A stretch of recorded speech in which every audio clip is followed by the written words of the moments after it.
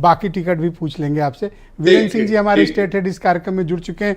वीरेंद्र जी, क्या चर्चा है? आप भी सुबह ये बात चर्चा कर रहे थे कि काफ़ी तादाद में टिकट कटने हैं बीजेपी के। किन लोगों के कट रहे हैं और कारण क्या है? देखिए, एक तो बीजेपी का जो लक्ष्य है वो 80 सीटें जीतने का है, उत्तर प्रदेश की 80 में 80। और जो दो पिछली बार 2019 में 64 सीटें जीती थी बीजेपी, वो चाहती है कि उससे आगे बढ़े और उसके लिए वो अपनी स्ट्रेटजी बना रही है। लेकिन जब से मायावती ने अलग लड़ने का ऐलान किया है तब से बीजेपी को काफ़ी राहत है। और लेकिन ऐसा नहीं है कि वो इंडिया गठबंधन को कोई हल्के में ले रही है, वो वीआईपी सीटों के लिए स्पेशल तैयारी भी कर रही है। और यही वजह है कि टिकट काटने की पूरी चर्चाएं हैं। देखिए, जो सांसद हैं वो 10-10 साल लगभग 2-2 टर्म रह लिए ज़्यादातर, और बहुत सारे सांसदों की उम्र भी पार हो गई है, तो स्वाभाविक है कि उनका टिकट तो बदलेगा ही। और लोकसभा का चुनाव तो मोदी के नाम पर वोट लेती है बीजेपी कि भाई मोदी को प्रधानमंत्री बनाना है, इसलिए वोट दीजिए। वहाँ सांसद का चुनाव कौन लड़ रहा है ये ज़्यादा अहमियत नहीं रखता है। तो ये बात तो देखिए साफ है। अब लड़ाई सीधी सी हो चली है, क्योंकि जब से इंडिया गठबंधन आया तब से एक बात साफ हो गई कि मुसलमान वोट अब एकजुट है, उसको कहीं भ्रम नहीं है। वो इसी गठबंधन में पहले या तो कांग्रेस के साथ जाता या सपा के साथ रहता, वो अब ये दोनों एक ही गठबंधन में हैं। तो इसलिए बीजेपी ये जान रही है कि एक बहुत बड़ा वोट बैंक है जो उधर जाएगा, उससे निपटने के लिए हमको कुछ अलग तैयारी करनी पड़ेगी। आज बीजेपी के पास नेताओं की तो कमी है नहीं, ना फिल्मी सितारों की कमी है। अभी देखिए, हेमा मालिनी तो बहुत प्रसिद्ध हीरोइन रही हैं, स्मृति ईरानी भी फिल्मी एक्टिंग कैरियर उनका रहा है, टीवी की वो बहुत लोकप्रिय अभिनेत्री रही।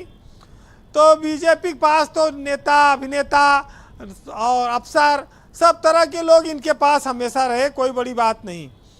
लेकिन जो गोरखपुर जिला है वो मुख्यमंत्री का जिला है।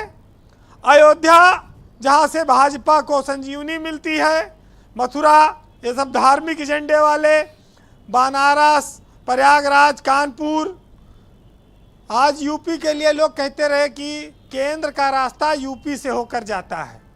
इस अहमियत को 2014 में जब मोदी गुजरात छोड़कर आए लड़ने उत्तर प्रदेश, तो लोगों ने जाना और ये बात सही भी है। अब अहमियत तो उत्तर प्रदेश की बहुत है, क्योंकि जो यहाँ जीतेगा वही केंद्र में सरकार बनाएगा। अब कितना कौन जीतेगा? एक बात और लोग कहते हैं कि बीजेपी देश के दूसरे राज्यों में जो हार रही है, जो नुकसान होगा, उसकी भरपाई वो यहाँ से करना चाहती है। उत्तर प्रदेश में वो ज़्यादा से ज़्यादा सीटें जीतना चाहती है। इसका भी उनका अपना एक तैयारी चल रही है। सच्चाई क्या है ये अलग बात है।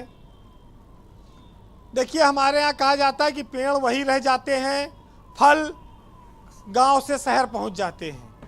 ऐसे ही हमारे यहाँ नेता हैं, चुनाव आते हैं, बाहर से आके लड़के जीत के फिर ये ब्रजेश शुक्ला जी जो लिस्ट पढ़ रहे हैं, कुछ समझ में आई आपको?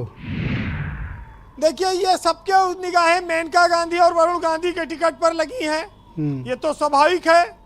और रीता बहुगुणा जोशी का भी मामला, उनके बेटे ने सपा ज्वाइन कर ली थी और उसको लेकर नाराजगी थी।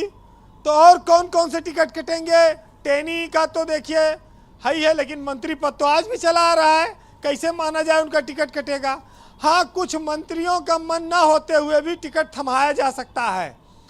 अब यूपी के कैबिनेट मंत्री चुनाव नहीं लड़ना चाहते सांसदी का, जिसके पास इतना बड़ा विभाग हो, खाने पीने मौज मस्ती के इतना बड़ा लाव लश्कर हो, वो सांसद बन के ट्रेन में जाए लखनऊ। अरे तो मेंबर ऑफ पार्लियामेंट बनेंगे, संसद भवन बैठेंगे। हाँ, रात में लखनऊ मेल से चलो, सवेरे उतरो दिल्ली में, यही रह जाती है प्रक्रिया। मंत्री के पास बहुत कुछ होता है। यूपी का मंत्री सांसद नहीं बनना चाहता। आपकी बात सुनने लोग तो चुनाव ही न लड़े भी। लेकिन लड़ेंगे, मजबूरी है। रीता बहुगुणा को लड़ना पड़ा था ना, वो भी तो मंत्री थी। हाँ, ठीक कह रहे हैं। तो अब बीत गया उनका कार्यकाल, अब ओम प्रकाश राजभर भी इनके यहाँ हैं, बीजेपी शायद उनको लोकसभा का टिकट लड़ाए चुनाव, ओम प्रकाश को शायद, क्योंकि तो ओम प्रकाश मंत्री बड़े बना रहे नेता हैं, हैं, नहीं वो बना रहे? अगर नहीं देगी तो उनके बेटे को देगी, कोई ना कोई तो उनको लड़ाएगी। नहीं, आज चर्चा चल रही थी कि उनको जल्दी मंत्री बनाया जाएगा, कुछ है जानकारी? राजभर का मंत्री बनना एक बड़ा अवसर होगा। अभी तो देखिए पितरपक्ष चल रहा है, अभी अच्छे शुभ दिन तो आए नहीं है, भाजपा में शुभ दिन देख के काम होगा। वो तो मजबूरी थी, 3 राज्यों में चुनाव लिस्ट जारी करनी पड़ती है, वो तो मजबूरी में जारी करना पड़ा। तो यहाँ पर जैसी सुविधा होती है वैसे खोजा जाता है हल। लेकिन ये स्क्रीनिंग कमेटी, ये सर्वे, ये सब तो बातें हैं। जिसका जुगाड़, जिसका सिफारिश, जिसको पसंद करते हैं लोग टिकट दे देते हैं। ये हर चुनाव में होता है, जो जीतने की स्थिति में होता है। भाजपा में ये जरूर है कि भाई जिसको टिकट दे देते वही जीत जाता है। तो उनके यहाँ बाहुबल और जिसके पास धन बल ये सब है, इस पर बहुत ज़्यादा इस पर भी फोकस रहता है। लेकिन मोदी के नाम पर ही सांसद जीतते हैं ज़्यादा। जी बीरेन जी, तो ये तो बात देखिए बहुत साफ है। बहरहाल ये हमेशा से रहा है कि जितने अभिनेता या अभिनेत्री कभी चुनाव लड़ते रहे हैं, वो एकाध अभिनेता अभिनेत्री छोड़ दीजिए, बाकी जीतने के बाद कौन आता है? फिल्मी ग्लैमर में लोग चुनाव तो जिताते रहे हैं इस देश में, लेकिन वो जनता की उम्मीदों पे उतना खरे नहीं उतरे हैं। जया प्रदा भी लड़ी हैं, अमिताभ बच्चन भी लड़े हैं, यहाँ बहुत बड़े बड़े नाम आए हैं। कुछ ने सियासतें छोड़ दी, खत्म हो गया। बहरहाल जो दरी बिछाने का काम करते हैं पार्टियों में मूल कार्यकर्ता, उनका हक न मारा जाए।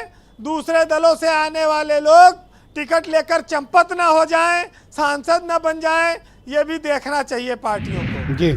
और ऐसे मौका परस्तों के लिए सुनिएगा कि इतनी चतुराई से मिटाया गया मेरी हस्ती को, और तनिक सी आंच भी ना आई उसकी कश्ती को। और मुझे गुमान था कि सफ़र में मेरा साथ वो देंगे, और उन्हें इंतज़ार था सिर्फ अपनी मौका परस्ती को। बहुत बहुत शुक्रिया वीरेन जी, आपका बहुत बहुत धन्यवाद। ग्राउंड जीरो से अपनी रिपोर्ट और इनपुट फीडबैक हमें सब कुछ बिंदास तरीके